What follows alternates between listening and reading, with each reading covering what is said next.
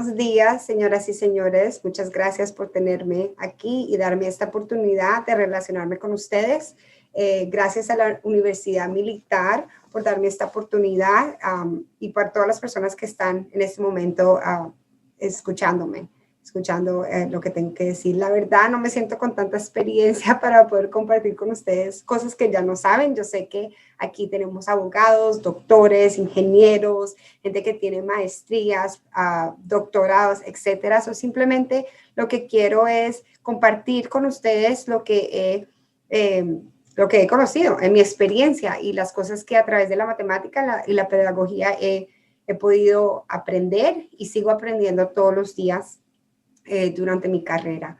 Entonces, gracias por esta oportunidad, gracias por compartir conmigo, por estar acá. Y quiero ser muy honesta, yo, a pesar de que soy colombiana de nacimiento, he pasado mucho tiempo en los Estados Unidos y realmente pienso en inglés. Entonces, vamos a ver que a través de esta presentación voy a tener partes en que realmente mi forma de expresarme va a ser en inglés y trataré lo mejor posible de traducirles para que seguimos en comunicación y podemos entender el propósito de lo que quiero compartir con ustedes. Entonces, gracias por estar aquí y espero que puedan aprender algo que antes no tenían y que tengan información nueva en sus capacidades.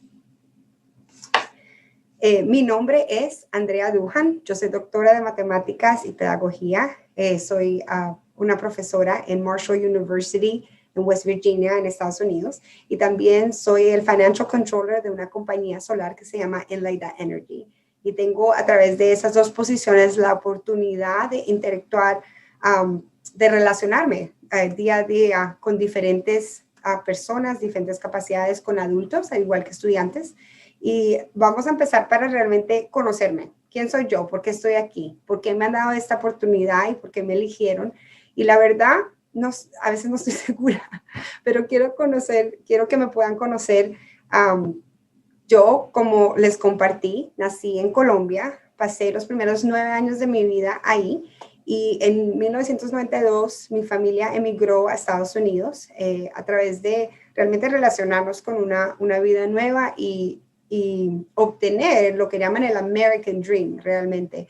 Y yo me acuerdo que cuando nosotros nos mudamos a Estados Unidos, yo tenía muchas cosas adentro de mí que no entendía. Me estaban quitando de todo lo que conocía y la verdad no estaba muy segura de venir a Estados Unidos, pero había una cosa que era como mi método de felicidad y eso fue las matemáticas. Porque cuando llegué a Estados Unidos y a través de estar en el sistema académico, nunca entendía a la gente, pero sí entendía por lo menos al escrito matemáticas, entendía números, entendía relaciones. Y a través de tener esa relación con matemáticas y esa pasión por querer aprender y honestamente tener algo que entendía, algo que todavía no era diferente, realmente me agarré de las matemáticas y las seguí investigando y a medida que aprendía el lenguaje tenía más comodidad con ellas, las entendía mejor, pude comunicarlas diferentemente, pero esa transferencia iniciada en Colombia, la verdad, llegando a Estados Unidos y viendo que el único material que todavía se relacionaba conmigo por la diferencia de lenguaje eran las matemáticas, fue lo que inició mi carrera, la verdad. Entonces, a una edad muy, muy, muy pequeña, a los 9 años, de cierta manera aprendí a relacionarme, ¿no? A entender qué es esta cosa de inteligencia relacional, por qué es esencial. Y es un poquito de lo que empezó esa llama de mi historia, de saber por qué es importante, cómo se relaciona mi carrera y qué puedo hacer yo para poder transferir o cambiar la forma en que otras personas se relacionan con las matemáticas cuando tienen ese cambio de lenguaje. Llevo casi 20 años en esta carrera. Mis primeros 10 años empecé como profesora a nivel de bachillerato, enseñando matemáticas básicas como álgebra, geometría, trigonometría, cálculo. Pasé los últimos 7 años trabajando como profesora en una universidad. Empecé en Valencia College en Orlando y después seguí aquí en Marshall University. Llevo 7 años. Normalmente temas de cálculo y derivative calculus, integral calculus, and three-dimensional. So, derivados, integrados, creo que se dice, y tridimensional. Y como ven, en la forma en que me estoy articulando, a veces esas palabras que son necesarias en matemáticas, uno no las sabe comunicar, porque el idioma en sí, aunque uno lo hable y se puede relacionar a un nivel básico, a veces la parte que es académica es muy diferente. Entonces, la forma en que uno se comunica y la persona con quien se comunica siempre es muy importante en esta comunicación.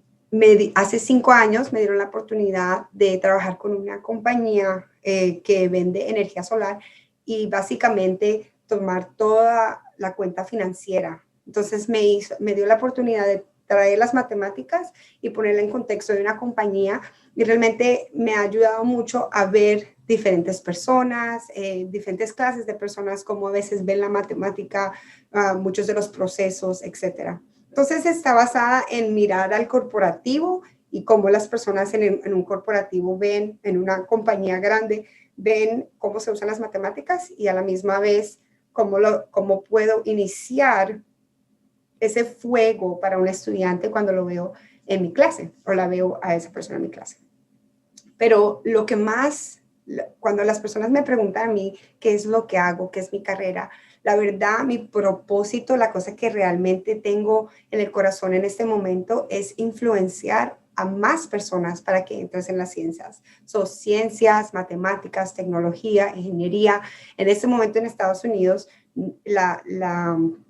nuestra cultura no es representada en esas partes. Entonces, mi propósito es realmente de iniciar ese querer, ¿no? Entonces, ¿qué es importante? Como les comunico esa matemáticas es extremadamente importante porque va a decidir 100% si el alumno, el que se está sentando en mi clase, decide seguir las matemáticas y querer aprender más o decide acabar, porque la información que le llegó no le llegó de una manera que inició como ese fuego de querer saber más. Entonces es como uno a la misma vez de ser profesor, también tiene que vender la matemática. Tengo que estar en la aula cuando tengo los estudiantes y no solo darles información, pero realmente darles esa información de una manera que ellos quieran aprender más, que abra la curiosidad, que quieran ellos realmente saber un poquito más de lo que yo les puedo dar. Y para eso es muy importante saber lo que ya saben y la forma en que se comunican. Un poquito de donde he estudiado. Yo llegué a North Carolina State University en el 2001, me gradué en 2005 con matemática pura y después pedagogía de matemáticas. Seguí a New York University, me gradué con una maestría en pedagogía de matemáticas ahí y después seguí a Columbia University en Nueva York también con una maestría en filosofía y después mi doctorado. Y realmente mi meta a través de todo eso era llegar a un nivel académico que dijera en papel, esto es lo que sé. Y lo que he aprendido a través de ese proceso, que fue muy difícil para mí porque no tenía un atado cultural, es que es solo un papel, ¿no? Y que la forma en que nos comunicamos, todo eso que aprendimos es lo importante. Yo me acuerdo de una experiencia muy interesante que fue cuando yo llegué al doctorado a la tercera defensa. Sé que muchos de ustedes tienen esa experiencia. Básicamente me dijeron, todo lo que he aprendido, todos los grados, todas las A's, no importa. Ahora, díganos todo lo que culminó durante todos estos años, qué fue lo que aprendió. Y verbalmente tuve que comunicar exactamente todas esas matemáticas, los perspectivos que había aprendido, la pedagogía que había aprendido y ponerlo junto para decir, esto es lo que quiero estudiar, esta es mi dissertation y por eso es que puedo avanzar la matemática en sí y la pedagogía en sí. Y me di cuenta que la forma en que uno puede comunicar eso, lo que culminé a través de 15 años de estudiar, es muy difícil. Entonces, realmente empieza ahí. Hay muchas experiencias que he tenido que dicen la forma en que me comunico es muy importante. Y no solo en la que me comunico, pero a quién me estoy comunicando. Entonces, en esta presentación vamos a hablar de comunicación y a través de eso voy a contarles experiencias que he tenido en la clase, experiencias que he tenido con mi familia, experiencias que he tenido conmigo misma que me han ayudado a comunicarme mejor y que me han ayudado a entender la matemática mejor a través de poder comunicarla a un nivel más alto. Entonces, les agradezco que vengan conmigo y que me disculpen por ser la gringa de las presentaciones, porque realmente a veces es muy difícil para mí comunicarme a través de este lenguaje. Entonces, obviamente uno tiene que empezar con qué es comunicación y uno tiene una definición exacta del libro, del diccionario, ¿no? Uno puede mirar, a ver, comunicación significa tal, pero realmente uno tiene que ir un paso más allá y entender cómo es que pasa esa comunicación. Porque yo hablo español, pero me trago comunicando con ustedes.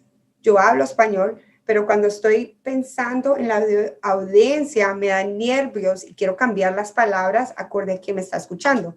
Y a veces el saber el lenguaje no es suficiente. Una anécdota que les comento, yo estaba más o menos como 17 años, me acuerdo que mi primo, que vive en Venezuela, no le estaba yendo muy bien en las matemáticas. Entonces mi primo me pregunta a mí, que obviamente estoy estudiando matemáticas y debo saber muchas matemáticas, que por favor le explique este problema de geometría. Y yo sabiendo muy bien la geometría y conociendo muchas avenidas para poder enseñar algo, traté de comunicar con él exactamente lo que me estaba preguntando. Pero me llené de preguntas, me llené de estar trabada, me llené de no poder explicar, no poder comunicar y me sentí como menos de. De repente empecé a dudar si realmente sé las matemáticas o si como tenía parte de imposter syndrome, ¿no? Como creer que sé, pero realmente no sé mucho. Y entonces no entendía si yo el concepto lo sabía tan bien en inglés, ¿por qué se me dificultaba poner esas palabras y poder comunicar? Y yo se las decía y las trababa de repente como lo estoy haciendo ahora, cambiándolas de inglés a español lo más que podía. Pero él no me entendía. Y lo explicaba de nuevo y él no me entendía. Y lo trataba de escribir de una manera que él lo pudiese entender a través de números, pero él no me entendía. Y en ese momento la frustración me llegó a un nivel muy grande porque dije, no entiendo, pero yo sé que yo sé las matemáticas y que estoy estudiando pedagogía y sé comunicarlas. Pero lo que entendí en ese momento, realmente lo entiendo ahora, pero lo que veo de ese momento es que la persona con quien me estaba comunicando no tenía el mismo nivel de comunicación que yo le estaba transmitiendo. Entonces, no importaba que yo supiera toda la matemática, porque el receptor, al recibirlo, él no tenía la misma información. Yo no tomé su historial, no supe nada de él, de su experiencia con matemáticas, de qué sabía, qué no sabía. Simplemente traté de influir una conexión a la matemática que para él no existía.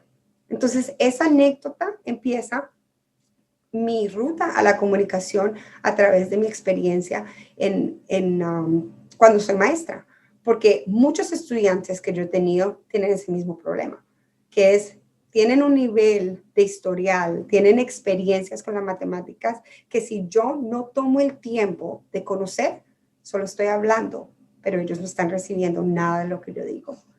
Y eso es verdad con todas las personas. La comunicación tiene un proceso, necesita además de una persona para comunicarse. Nosotros lo tenemos al escrito, lo tenemos verbalmente, lo tenemos a través de la tecnología. Hay muchas maneras de comunicarnos, pero cuando tenemos ese proceso, tenemos que pensar mucho más en la persona y mucho menos en lo que estamos procesando, mucho menos en la información, porque la información cambia, pero si la persona no la está recibiendo, no tiene la capacidad de recibir lo que estamos diciendo, realmente la comunicación y el proceso con quien está pasando es inneto, es solamente un hábito. Digo A, después B, después C, después E, etcétera, pero la persona que está recibiendo no entiende que tiene una orden, no entiende que la A significa algo, que la B significa algo, etcétera. Simplemente es como están escuchando, pero no están procesando la información, y si no procesan la información y la retienen, son simplemente palabras a oídos sordos. O sea, la persona realmente no tuvo nada generado por lo que uno le está comunicando. Obviamente necesitamos cambiar esto. ¿Por qué? Porque necesitamos comunicarnos. ¿Qué significa eso? Mi esencia anhela hablar contigo. Mi esencia quiere comunicar. Yo te estoy hablando ahorita a través de una cámara. y anhelo verte, anhelo saber quién está detrás de esta cámara, quién está en este video, cómo se llaman, cómo lucen, qué tienen puesto hoy. Esa es nuestra esencia, queremos saber de la persona y a través de comunicarnos podemos hacer eso, podemos relacionarnos mejor, expresarnos mejor, conocer mejor, llegar a acuerdo, tener listas, tener orden. Entonces, todas estas cosas son tan importantes y sin nosotros realmente saber, ese deseo es inneto. Entonces, ¿qué significa? No sé si estoy usando la palabra que es, pero yo tengo un hijo que tiene una condición que se llama cerebral palsy. CP es lo que le dicen acá en Estados Unidos. Es una condición cerebral la cual le limita su comunicación, le limita varias cosas, pero específicamente le limita su comunicación verbal. Mi hijo, cual es súper inteligente, tiene 7 años, él anhela comunicarse contigo.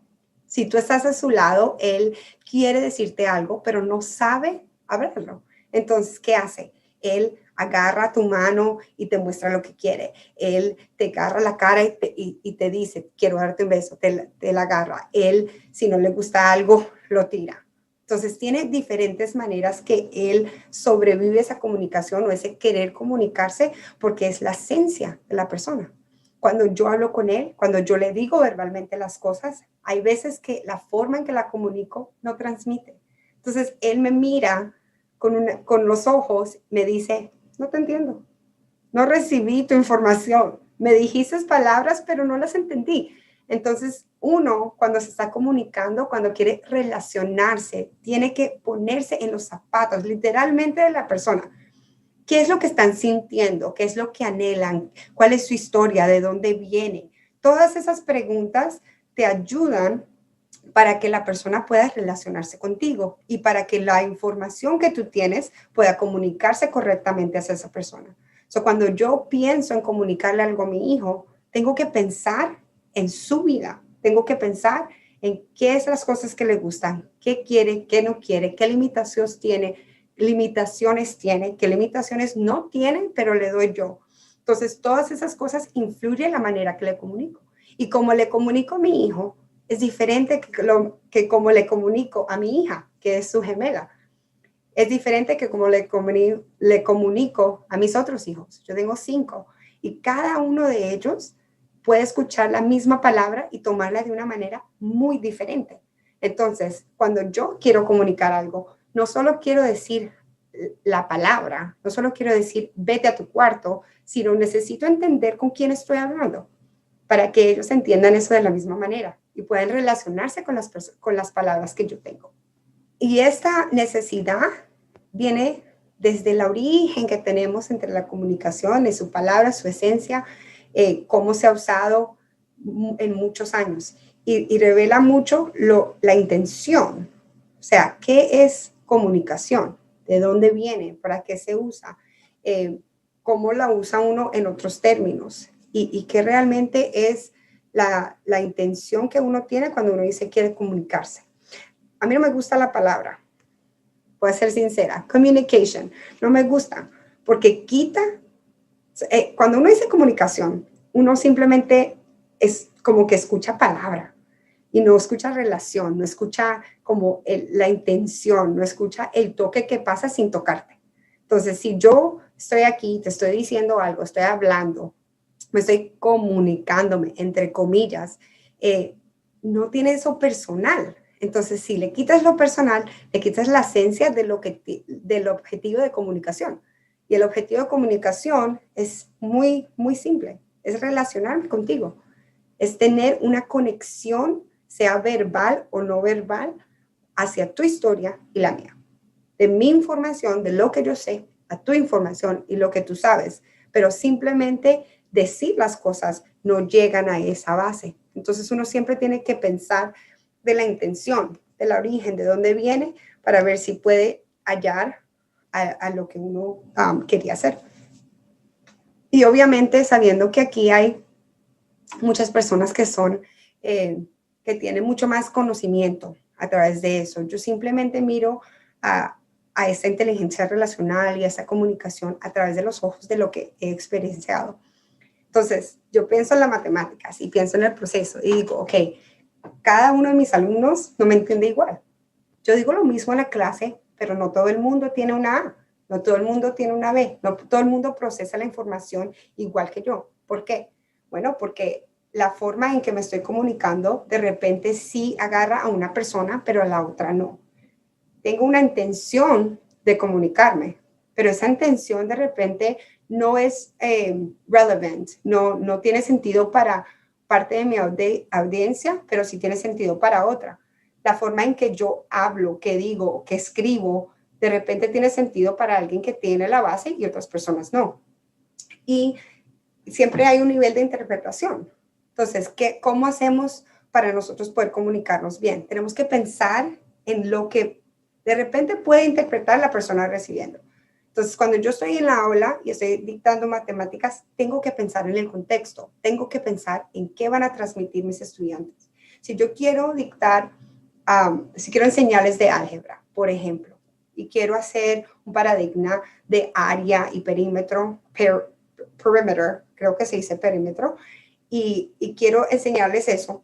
Pero si estoy hablando con un ejemplo, por ejemplo, de unas personas que viven en West Virginia, que es muy country, hay granjas y hay cows and ducks, animales y fincas y cosas así. Ellos, una persona que vive en ese mundo, no le puedo dar un ejemplo de una ciudad, de lo que pasa en un subway, una forma de transporte que tienen en Nueva York, y asimilar la área o el perímetro a esas cosas. ¿Por qué no? Porque no tienen contexto, porque en la vida de ellos no existen, porque tienen que no solamente traducir la matemática en sí, sino tienen que traducir el contexto en cual la matemática está embedded, está adentro. Entonces, hay muchos pasos de traducir y eso es más difícil para ese estudiante. Entonces, cuando yo estoy usando un ejemplo como ese, para el estudiante, para la persona que lo recibe, ese contexto no le ayuda. Al igual si cambio la situación, si tengo estudiantes en Nueva York y estoy usando algo que es contexto para ellos, estoy hablando de transportación, de ir en el subway, de cuánto te puede costar o cuánto tiempo puedes tomarte si el subway está a 60 millas por hora y tienes tanto tiempo, cuánto llegas, etcétera. Eso para ellos es relacionable, ¿lo entienden? Porque lo viven. Lo entienden porque es su diario. No tienen que saltar de una realidad que para ellos no existe para entender el contexto de matemáticas. Entonces es muy importante cuando uno se está comunicando saber cuál es tu contexto, cuál es tu historia, qué sabes, qué no sabes, cómo te relacionas, de dónde eres. Si me estás hablando a mí y quieres comunicarte bien conmigo, necesitas saber quién soy yo, cuál es mi historia, qué me gusta, qué no me gusta. Si me vas a dar un ejemplo de historia, quiero que en tu ejemplo yo me pueda ver. Quiero ver, todos queremos vernos en las cosas de otras personas. Queremos ser el personaje, ¿cómo se dice? El personaje más importante. Entonces, todos queremos ser ese, la actriz que todo el mundo ve, ¿no? Entonces, por eso mismo, cuando estamos comunicándonos a otras personas, tenemos que verlos a ellos como nuestro personaje principal. Y todo lo que hacemos, todo lo que vamos a comunicarnos, tenemos que pensar en cómo lo comunicarías a esa persona. Y a veces eso toma inteligencia relacional para diferentes personas de diferentes maneras. Porque la forma que te relacionas tú es la forma que me relaciono yo. Si estoy hablando con un médico, necesito hablar diferente que si estoy hablando con un abogado. Si estoy hablando con un doctor, necesito diferente, en filosofía es diferente que un ingeniero. Cada persona se comunica diferente. Entonces, el yo saber cómo se comunican ellos, puedo dirigir la forma en que me estoy comunicando para que sea efectiva. Porque si tú solamente estás escuchando palabras, lo que te estoy diciendo no importa. Y lo puedes emitir muy fácil. Te lo digo, lo escuchaste y mañana no te acuerdas. Nosotros nos acordamos de las cosas que nos dicen que realmente nos relacionamos, que entendemos porque lo podemos sentir, lo podemos oler, lo podemos tocar mentalmente. Lo que nos están diciendo tiene sentido, nos toca todos los sentidos. Entonces, eso es lo que hace la comunicación más efectiva, en mi experiencia, ¿no? Y obviamente podemos hablar de las características, las cosas que sirven o no sirven, pero en la esencia de todo es básicamente lo que ya he dicho, que es cómo nos relacionamos con la persona. Entonces, realmente cuando pienso en características, si me estás hablando a mí, te digo, primer paso, conoce con quién estás hablando. Si tú vas a ir a una junta, vas a ir a un trabajo, vas a ir a dictar una clase, vas a ir a ver a un médico, tienes que saber de esa persona más que sabes que tú. Tu mensaje no es tan importante como tú conocer a la persona con quien se lo vas a compartir. Porque tú necesitas tocar, necesitas transmitir algo que ellos puedan agarrar. Entonces tienes que mirar eso a la persona. ¿Okay? ¿Qué nivel de tono tienes que usar? Para que tú me escuches, tengo que estar animada y decirte que estoy súper feliz de estar aquí, comunicarme contigo, o necesito ser más pasiva y decirte que estoy muy feliz de poder comunicarme contigo. Entonces, todas las cosas que cambiamos, que son un poquito, el tono, la forma en que te miramos, todas esas cosas afectan la comunicación. Y lo que yo quiero decir solo importa si tú lo admites. Y si piensas culturalmente en la persona, porque por ejemplo hay culturas con quienes si yo te miro a los ojos te estoy faltando el respeto, porque eres un adulto o eres mayor que yo. Y hay culturas que si no te estoy mirando a los ojos te estoy faltando el respeto, porque eres un adulto y eres mayor que yo. Entonces si yo no sé eso, puedo estarme comunicando con una persona que sin yo saber le estoy faltando el respeto. O a la misma vez puedo ser que ellos no me estén mirando y yo pienso que me estén faltando el respeto. ¿Por qué? Porque están comunicándose de su forma y no de la mía. Entonces, si uno piensa siempre, si uno tiene en toda la comunicación siempre eso como the forefront, como la cosa que es el líder de las palabras que decimos. El forefront significa como lo que empieza. Entonces, eso nos va a ayudar a poder comunicarnos con las personas. Y tiene más authenticity, es auténtico. No tengo que fake it till you make it. O sea, no tengo que pretender que entiendo a la persona o pretender cosas, sino que lo sé y sé que me estoy comunicando como esa persona lo recibe. Dependiendo en qué función tiene la comunicación, uno cede o accede a la forma de comunicarse. Si te quiero informar, si quiero convencerte, si quiero tener algo más formal, etcétera. Pero la verdad, en todas estas áreas, así yo tenga que convencerte o no tenga que convencerte, la forma en que me comunico es muy importante. Y a veces uno tiene situaciones que rozan. O sea, tú te estás diciendo algo y la persona dice. Entonces tú dices y la persona dice. Tú dices otra vez y la persona dice. Y como que nadie puede decir nada que realmente se escuche. Entonces, literalmente, no importa cuál es tu función de comunicarte, es siempre importante saber cómo comunicamos lo que queremos, el tono que usamos, las palabras que usamos, la forma en que te miramos, etc. Si yo quiero convencerte a ti de algo, lo último que te va a convencer es palabras que te estoy diciendo. Te convence más una acción, te convence más un ejemplo, te convence más escucharte. A veces nosotros no pensamos qué importante es escuchar a una persona en tener comunicación efectiva.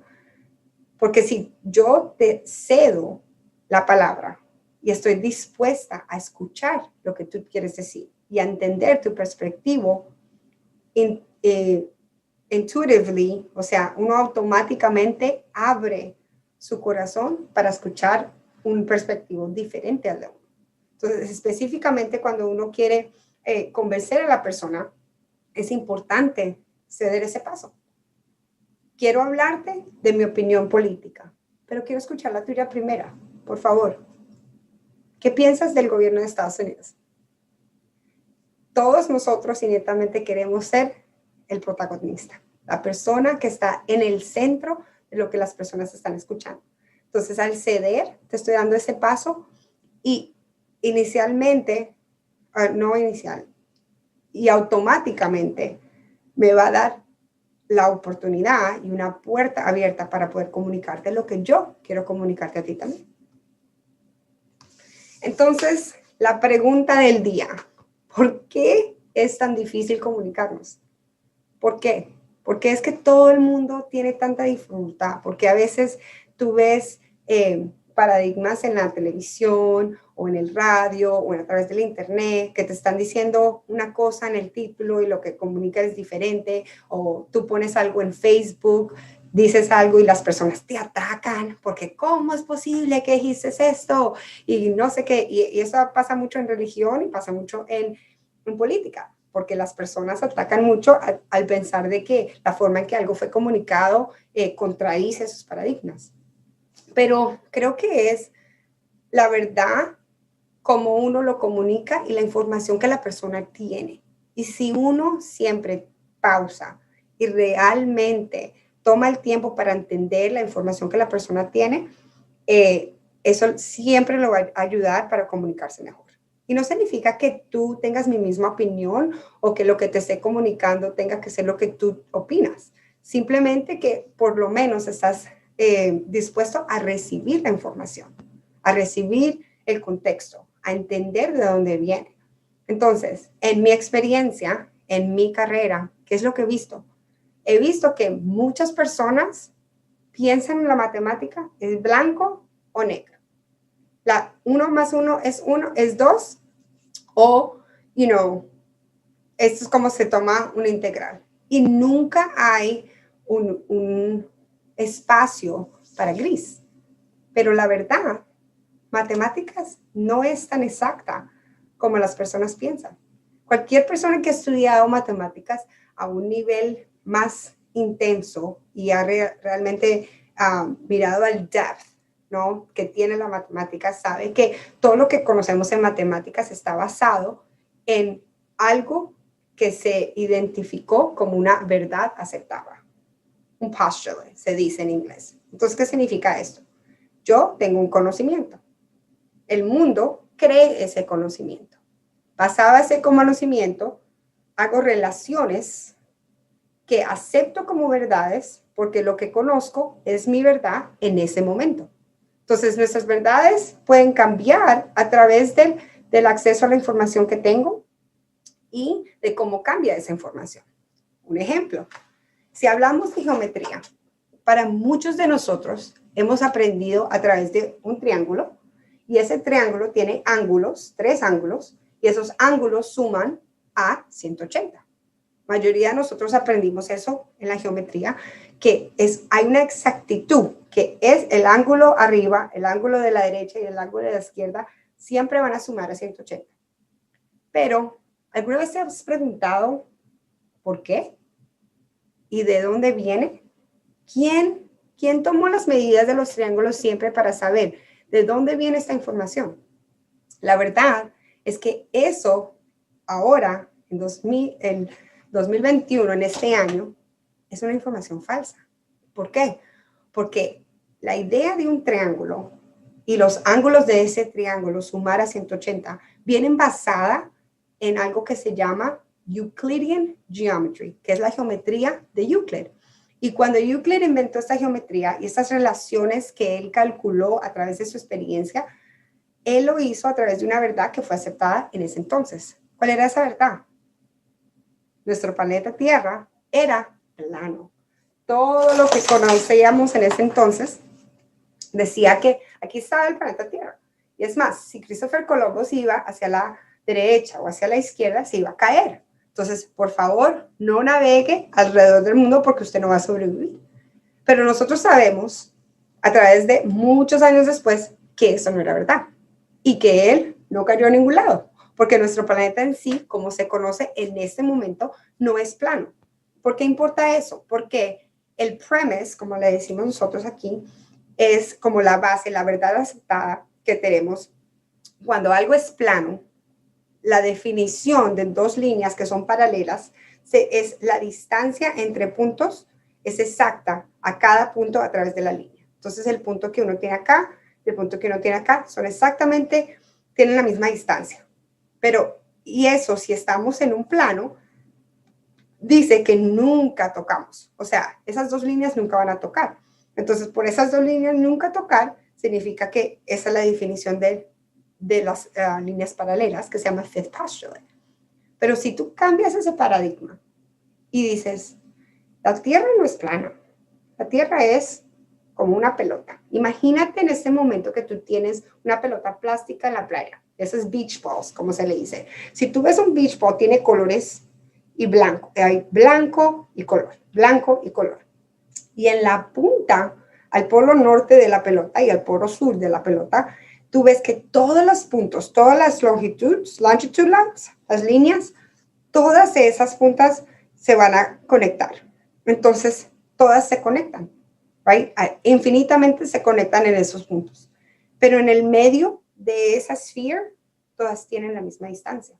Entonces, el sistema de parallel lines, ¿no? De las líneas paralelas, cambia completamente. La definición que usamos para ese triángulo cambia correctamente, porque la verdad aceptada en el momento cambia. Entonces, muchos años después, y porque Euclid era un matemático increíble, seguimos aprendiendo esa geometría. Pero esa geometría, literalmente, en la información que tenemos hoy, ni siquiera existe. Entonces, todo lo que estás aprendiendo en clase, que te dicen que es paralelo a la verdad y a, como le dicen acá en Estados Unidos, real world problems, no es real world, porque nuestra verdad hoy ha cambiado. Y nada de la Tierra, de lo que sabemos hoy, dice que es plano. Entonces, ¿qué significa eso para la comunicación? Significa que en las matemáticas, como en cualquier otra subject, otra clase que tengas, siempre es importante saber en dónde estamos historialmente, qué es la verdad, entre comillas, que creemos, postulates, para poder decidir cómo comunicamos la matemática. Y a través de más información, a través de más tecnología, a través de cómo crece la ciencia, esa verdad cambia. Y como esa verdad cambia, tiene que cambiar la información en que yo me estoy comunicando. Entonces, es muy importante saber que a pesar de lo que muchas personas creen, la matemática no es tan exacta. Es más, cuando yo dicto clase, casi siempre empiezo con esto de geometría. Y les traigo Lobachevskian, spherical, Euclidean, porque hay muchos tipos de geometría. Y cada tipo de geometría tiene contradicciones al paradigma que hemos tenido nosotros aprendiendo una específica geometría que fue creada por Euclid, que tiene esa base de tener la atmósfera plana, que ya sabemos no existe. Entonces, igual cuando estamos comunicándonos, lo que estamos dando, la comunicación que estamos dando, solamente es comunicación si tú, el que está sentado allá, en este mismo momento, la recibes. Si tú estás aburrido, chequeaste hace 5 minutos, ya no estás escuchando, no te gustan las matemáticas y la forma en que me estoy comunicando no la estás recibiendo, yo solamente estoy hablando para mí y no para ti. Entonces, uno siempre tiene que pensar en esa persona, en la persona que está escuchando, porque si no estamos intercambiando palabras, más nada. Yo estoy bla, bla, bla y tú estás escuchando bla, bla, bla. Y lo que yo dije no tiene sentido, no tiene conexión.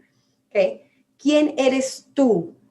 Tú sentado en tu sala, en tu oficina, en tu lugar que estás en este momento, en tu carro, si me estás viendo a través de un teléfono, si yo pudiera saber quién eres realmente, dónde creciste, si vives con tus padres, si estás casado, si estás soltero, si eres estudiante, si eres profesional, si tienes doctorado, maestría, si eres doctor, abogado, si yo pudiera saber más de tu historia, mi comunicación fuera más efectiva, porque puedo comunicarme para ti, solamente para ti.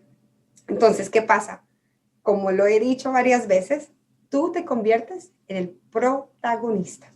Y al convertirte en ese protagonista, recibes mi información, porque sabes que esa información es solamente para ti.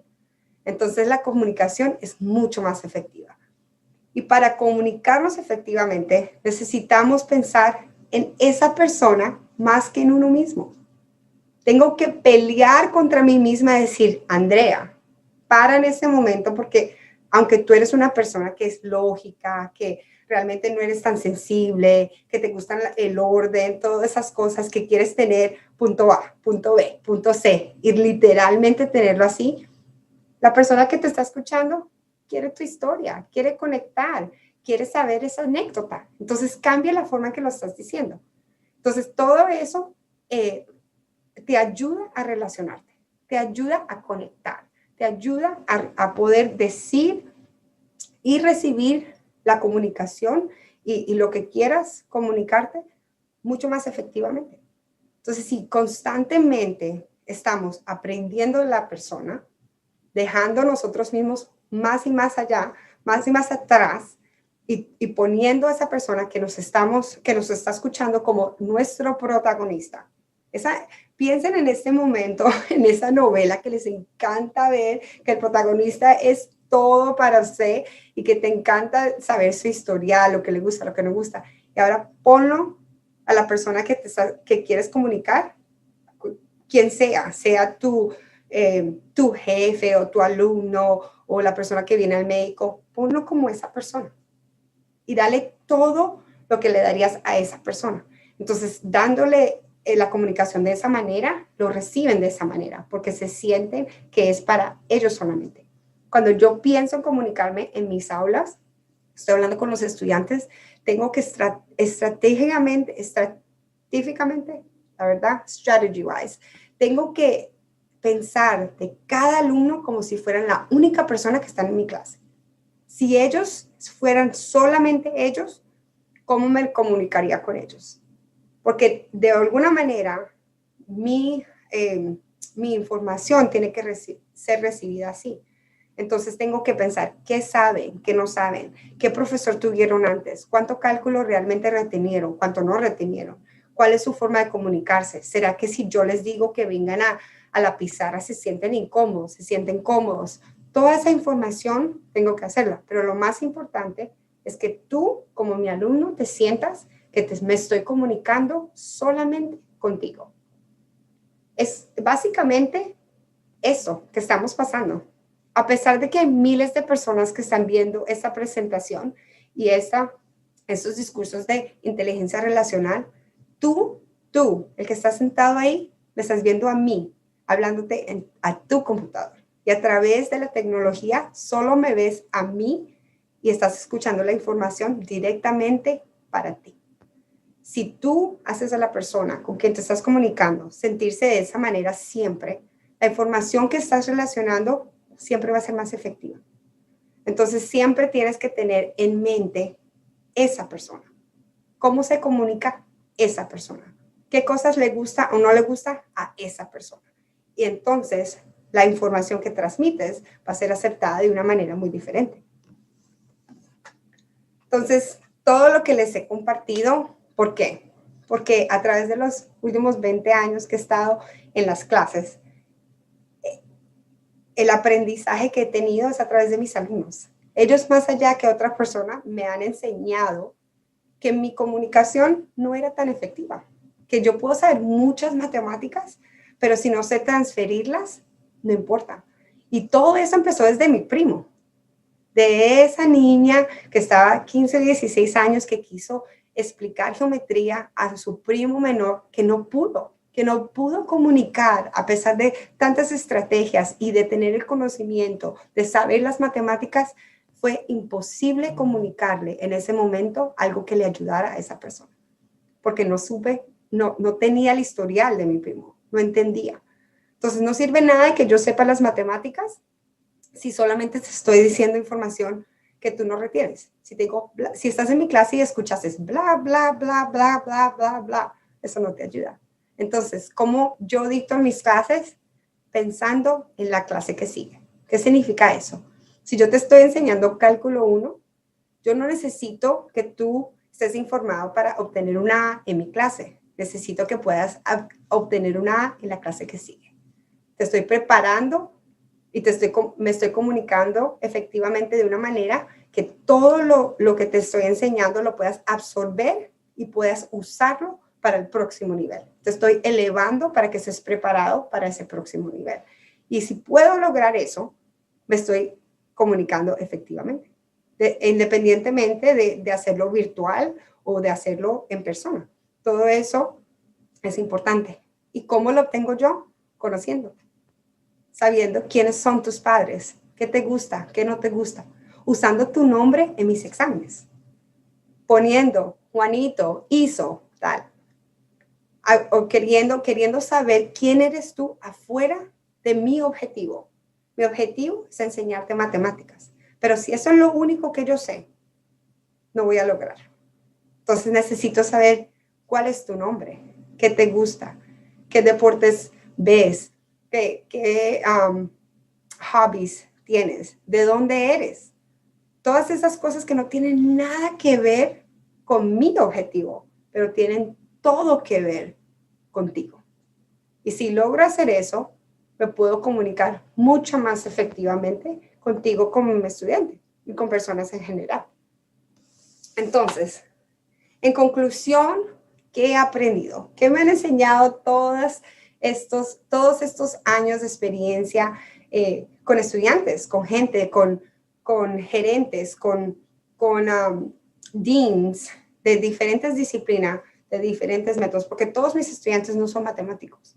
Lo que sé es que mi información más tu recepción es equivalente a comunicación. O sea, intercambiamos palabras, me escuchaste, de repente reteniste algo, pero cuando lo veo a largo plazo, no estoy segura si logré algo, no estoy segura si pude impactarte de una manera que tenga largo plazo. Sé que intercambiamos lo que supimos o lo que yo intercambiamos la información que tengo y tú la escuchaste, pero no sé si realmente logramos comunicarnos, porque no estoy segura si tú te conectaste suficientemente a la información que te dije. Pero si tomo la información que tengo y añado a eso mi entendimiento con la persona con quien quiero comunicarme, es decir, si tengo las matemáticas, el cálculo, la geometría, trigonometría, y añado a eso las cosas personales de ti, de la persona que me está escuchando, de Juan, que es médico, de Sara, que es abogado, de Carlos, que es ingeniero, y sé de dónde eres, si eres venezolano, si vives en Australia, si tienes familia. Si tomo toda esa información como parte de la forma en que me relaciono contigo, ahí es cuando logro inteligencia relacional. En ese momento, cuando tu historia es más importante de la información que tengo que darte, y puedo casar las dos cosas, casar la información, la matemática, con quién eres tú para poder realmente tener un matrimonio entre los dos. Entonces lo que yo quiero decirte sí tiene importancia para ti. Y ahí es que yo considero que empieza a uno a relacionarse inteligentemente. Ahora la pregunta es una grande. ¿Cuál es el propósito de comunicarnos? ¿Para qué? ¿Cuál es la esencia o la necesidad de tener que comunicarnos? Y la verdad es que es para transformación de personas, para poder aplicar esa forma de comunicarnos y poder tener liderazgo con las personas. Entonces, quisiera compartir con ustedes un poco de la experiencia que he tenido a través de eso. Mi propósito en comunicarme siempre ha sido crear personas que sean mejores cada día, a través de mis estudiantes, a través de mi experiencia en diferentes posiciones de liderazgo. Entonces, en la clase, ¿cómo lo hago? La forma en que tú vas a poder ser líder es creer en sí mismo. Realmente creer que tú puedes y que tienes más capacidad de lo que inicialmente creíste cuando tuviste esa interacción conmigo, cuando me conociste, cuando me escuchaste. Entonces, yo necesito crear en ti eso, esa esencia de decir yo sí puedo. Por ejemplo, cuando yo llegué a la universidad, yo tenía muchas preguntas de mi capacidad. ¿Será que sí puedo? Estoy muy lejos de mi casa. Yo en ese momento no tenía la estabilidad financiera para creerme independiente. Entonces siempre me vi como segunda clase o no suficiente a nivel universitario. Y yo me acuerdo que conocí a una señora y esa señora se llamaba doctora Gil. Y doctora Gil me conoció en una invitación de un programa que se llamaba Simposium. Y en esta particular Simposium, ella no me conocía de nadie, pero me dijo, tú, Andrea, tú vas a ser la primera hispana en Phi Beta Kappa. Y yo dije, ¿qué? Primero que todo, no sabía qué era Phi Beta Kappa. No lo conocía, no estaba en mi historial, mi conocimiento. Y mis padres en ese momento no tenían experiencia a un nivel universitario en Estados Unidos. Yo no le entendí lo que me dijo. Su comunicación no tenía sentido para mí, pero lo que sí tuvo fue la capacidad de conectar conmigo y creer que yo podía hacer más de lo que estaba haciendo. Entonces, ¿qué me dijo doctora Gil? Me dijo, tú vas a ser la primera. Tú vas a romper cualquier barrera que haya para personas que se ven como tú, como latinas, en esta carrera de matemáticas. Tú vas a ser la primera leader of the pack. ¿Qué es leader of the pack? Es la persona que nombran como líder de la universidad completa. Y yo en ese momento venía como una estudiante que nunca había tenido todas. Sí tenía A's y B's, sí tenía la habilidad académicamente de ir a una universidad, pero nunca a ese nivel, nunca con expectativas de todo A, de un porcentaje de 100%, de no tener falla ninguno. Y esa plataforma honestamente, me causaba mucha ansiedad, porque me ponía demasiada presión a la perfección. Y es algo que yo no quería tener esa presión conmigo, pero ella creía y ella me dijo, tú vas a ser la primera en esta sociedad de honores, tú vas a ser la primera latina en toda la parte de la universidad que es ciencias, matemáticas, tú vas a romper esta barrera. Y me lo decía todos los días. Entonces me dijo, ¿estás dispuesta? ¿Sí o no? Entonces yo le dije, ok, está bien, yo no sé mucho, usted sabe más, voy a aceptar este reto. Y esa señora todos los días me lo dijo, tú puedes, tú eres la más inteligente, tú eres la mejor. Me comunicó esa creencia que ella tenía, tanto que honestamente me convenció. Y me recordó de algo que mi papá, cuando yo era niña, me dijo una vez, que fue que yo le dije tanto que yo era su favorita, le dije tanto que era su preferida, que literalmente lo convencí de quién era. So, él empezó a creerme y empezó a decir, sí, Andrea es mi favorita. ¿Por qué? Porque yo no le di duda a mis palabras. El tono que usaba, la convicción que usé, todo lo que me comuniqué a través de usar inteligencia relacional y a través de comunicarme de esa manera, no dio ningún espacio para tener una pregunta. Simplemente le dije, esto es. Igualmente, doctora Gil lo hizo en mi vida. Ella creía tanto en mí, ella tuvo tanta convicción en su palabra, en su tono, y no solo eso, sino que a través de esa convicción también me dio el apoyo necesario. También estuvo ahí en los días que yo lloraba porque no entendía, también estuvo ahí la primera vez que yo agarré un 25% en una clase de matemáticas y me sentía menos de. En los días que tenía ansiedad porque mi clase era todo varones, todos hombres y Andrea. Y encima de solo ser Andrea, me veían como una latina que no sabía suficiente. Entonces, ¿qué pasa? Cuando uno toma ese rol de liderazgo y tiene convicción que las personas quienes están debajo de nosotros sí pueden, y tenemos esa esencia, pero tan adentro, y lo comunicamos de una manera que no deja dar ninguna duda, esa persona empieza a creer. Y aunque nunca lo haya hecho, aunque nunca haya logrado todo lo que uno está diciendo, esa persona cree que sí es posible. ¿Cómo lo sé? Es mi historia. Yo fui la primera latina en la Universidad de North Carolina State University de ser introducida a Phi Beta Kappa, una sociedad de honores que uno necesitaba un 4.0, un 100% académicamente para entrar. Yo fui la primera latina y la primera sophomore, que es segundo año de universidad, que gané el título de Leader of the Pack, del líder de la universidad. Algo que nadie lo había hecho, que yo vi como un imposible, pero tuve una persona que creyó tanto en mí, que hizo ver, me trajo una realidad que yo vi como imposible. Entonces, ¿qué pasa? Cuando uno está hablando de liderazgo, cuando uno está hablando de influir a personas que vienen atrás de uno, que tienen creencias, que quieren aprender algo de uno, lo primero, lo más básico, es creer en ellos de una manera tan grande que no les das ni la oportunidad de dudar en sí mismos. Y si puedes crear eso en las personas que están escuchando tu mensaje, en la persona que está abajo de ti, sea tu empleado o sea tu colleague, la persona que trabaja a tu lado, tu estudiante, tus hijos, tu esposo, quien sea. Si puedes transmitir esto de no dudar en sí mismo, el resultado puede ser absolutamente increíble. Cosas que tú nunca dices en mi vida he visto esto, pero porque tú creíste en esa persona y le diste el permiso para que ellos fueran algo más allá de lo que se imaginaron y le apoyaste en ese proceso, esa persona puede hacerlo.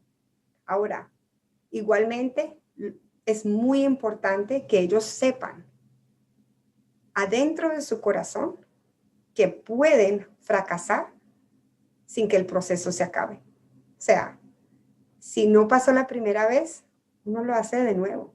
Si hubo una barrera, uno sobrevive a esa barrera. Entonces, fracaso es parte del proceso. Así uno aprende. Cuando uno fracasa en algo, cuando las cosas no van bien, cuando hay obstáculos, en ese momento exacto es cuando el aprendizaje realmente pasa. Si las cosas son fáciles, es como hacer ejercicio. Ya lo sé hacer muy bien. Pero en esos momentos de dolor, en esos momentos que ya no puedo más, que tengo que empujarme más allá de mi habilidad, en esos momentos es que realmente crecimiento pasa. Entonces, como líder, uno tiene que identificar esos momentos, porque siempre van a pasar, siempre están en nuestra historia. Todos nosotros vamos a tener momentos que consideramos fracaso, pero si identificamos esos momentos no como un problema, sino como un proceso de aprendizaje, los resultados que vamos a tener con nosotros mismos y con las personas que nos están escuchando o que nos ven como un líder, los resultados que vamos a tener van a ser excelentes. En la fundación que tengo con mi esposo, a través de la hermandad que tengo de Lambda Pi Chi, que obtení en la universidad, en todos estos vehículos de mi carrera, he visto eso como un resultado. Y lo he visto más que todo con mis hijos, con mis estudiantes, que a veces en su proceso, a veces en la forma en que ellos se relacionan, no tienen a alguien que les influye y que les siga diciendo, tú puedes, tú importas, tu historia no acaba aquí. El caerte no significa quedarnos abajo, sino significa seguir a un propio paso, aprender a pararnos más rápido. Entonces, como un líder, y cuando uno está hablando de influir en las personas, lo más importante es que ellos empiecen a creer en sí mismos, que se sientan capaces. Y se van a sentir capaces solamente de una manera, de saber que tú lo sientes capaz, que tú no tienes duda, que tú lo ves a esa persona más allá de lo que ellos se pueden ver en el espejo. Entonces tú influyes que ellos cambien la opinión de sí mismos. Y tú estás ahí para que cuando haya esas partes de nuestra vida que no son tan fáciles, esas partes de nuestra carrera que son un poco más difíciles o literalmente fracasos, de cosas que llamamos fracasos en la vida, que no estás ahí para decirnos, te dije que iba a pasar, sino que nos das la oportunidad, el permiso de caer y poder levantarnos de nuevo. En inglés decimos eso, llamamos eso permission to fail. Hay un basquetbolista que se llama Kobe Bryant, que en paz descanse. Ese basquetbolista tenía una mentalidad de ambición más allá de cualquier persona que uno conoce. Y en su historial, él habla que cuando él tuvo 11 años, él jugaba básquetbol y en ese momento él era muy bueno también para su nivel, igual que él es ahora. Y él estaba jugando para un equipo y a través de todo ese verano, en un equipo de jugadores que se consideraban como elite, ¿sabe? Que jugaban más allá del promedio, sino muy buenos. Él jugó todo el verano con ese grupo de AAU y no hizo ni un punto. Todo el verano, él no hizo ni un punto. Y la expectativa de tener que jugar básquetbol al nivel más alto, aún a los 11 años, él se sentía menos de. Y él se recuerda ese verano como el punto en su vida que todo cambió. ¿Por qué? Porque cuando él llegó a la final del verano, y no había encestado ni un punto, ni un punto. El Kobe Bryant que todo el mundo conoce, todo el mundo diría imposible, pero no tuvo ni un punto ese verano a los 11 años. Y su papá le dijo a él que así él hubiera tenido 1000 puntos o 0 puntos. La opinión y la forma en que él lo vería a su hijo o la forma, el Kobe de sus ojos nunca cambiaría. Y Kobe habló que eso le dio a él permiso para fracasar, sin pensar en que las personas iban a juzgar ese fracaso. Y porque era su padre, eso cambió totalmente su vida, porque significaba que él podía tener juegos malos, significaba que él podía no encestar, él podía tener momentos que consideramos fracasos, pero él se iba a tener esa misma relación con su padre y su padre no lo iba a ver diferente.